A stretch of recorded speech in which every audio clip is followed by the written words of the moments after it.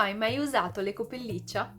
Ciao, io sono Letizia, creativa del canale Vivi con Letizia, dove puoi trovare tantissimi progetti di riciclo creativo, fai da te e trucchetti per casa. Nel video di oggi ti mostro ben 5 modi per utilizzare l'ecopelliccia.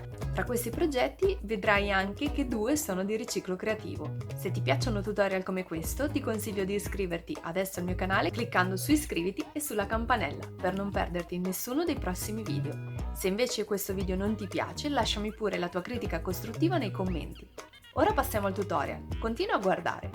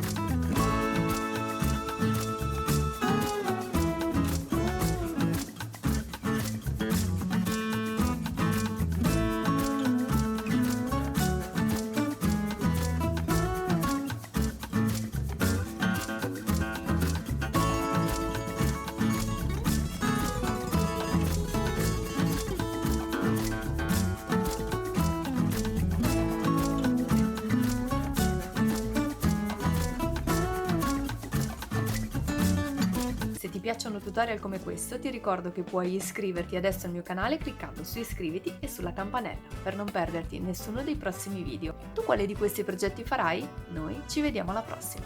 Ciao!